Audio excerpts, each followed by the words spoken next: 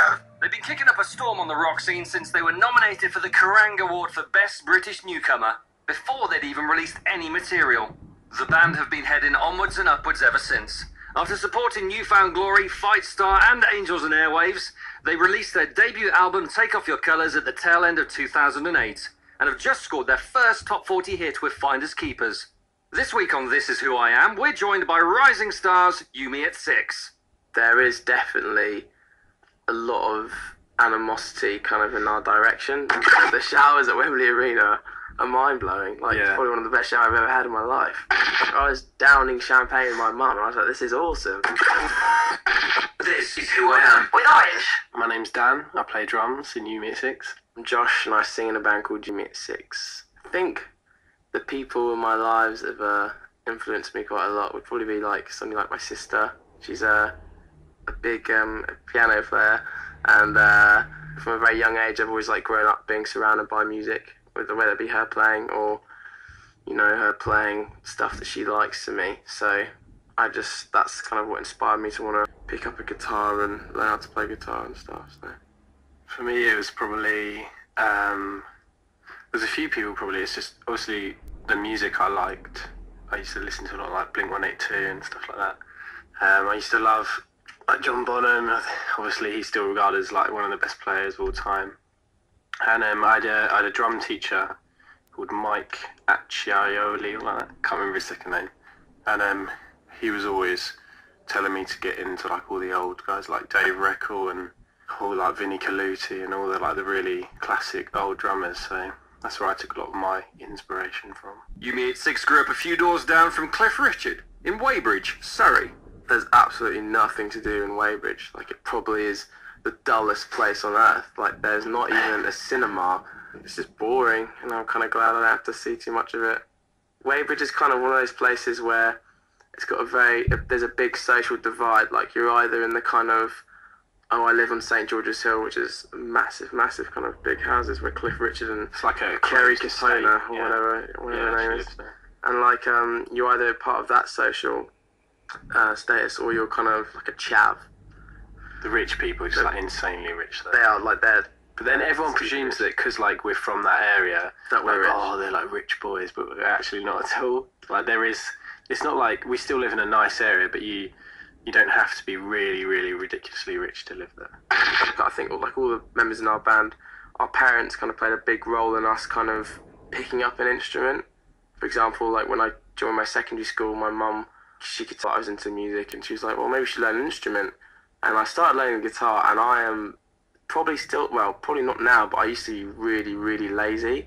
I was the kind of kid that, if my mum was like, you're going to go out and play football, I'd be like, no, I'm probably going to sit on my arse watching BBC One, eating, playing PES, playing computer games, right? And one day my mum just said, right, you're going to stop going to guitar lessons because you're not even trying. And it was only when my mum was like, I'm going to take the guitar off you and take it back to because it was a rental, that I was just like, no, okay, I'll try. And it's because she pushed me that, I actually tried at that. And probably if they hadn't done that, I probably wouldn't be where I am right now, because I wouldn't have bothered to try. I would have just kept on being fat and lived a simple life.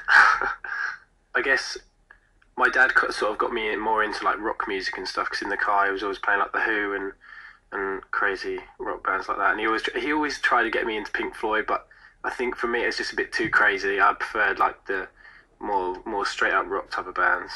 I guess that's where I got my love for sort of rock music, because usually in the car my mum would just play Capital FM and we would listen to Britney Spears or whatever. And so I like pop kind of music as well, just from growing up with it. But then it was my mum who turned around to me and was like, oh, you're joining this music school, why don't you learn an instrument? And I said to her, I want to learn the saxophone. She said, why don't you try the drums? And I thought to myself, I don't really want to play the drums, but I'll go to one lesson, and it might not be too bad. And ended up, I think because of the drum teacher that I had, he just made it really, really fun. Still playing drums now. They're still in their teens now, so it wasn't too long ago when the boys were learning how to play their instruments. There's a few teachers that I think kind of put me on the way to playing music as a full-time thing. It's really hard to pronounce his name, I don't want to get it wrong. I think it's Mr. Nyung, DNG. I just called him DNG and he loved it, so he was my guitar teacher, and he was awesome. He was just like this little Asian fella who just kind of was in this band, and like just would always come in with really spiky hair and be like, right, today we're going to learn some Limp Bizkit. I'm like, yes, do it. And then Mr. McFarland was I had loads of different music teachers at school, like throughout, year 7, year 8, year 9. But when I got to my GCSE years, it was kind of like he was the GCSE man, as it were. He just made everything so chilled, and just kind of, he inspired the students to want to play well. And I think that's the sign of a good teacher, when they can like take the most unmotivated, unenthusiastic people in the room and make them do something perfect just because of their presence, kind of thing. I had a couple of teachers. One of them I mentioned earlier was Mike Acciaioli, because he had such a hard name to pronounce. He used to call himself Dr. Groove.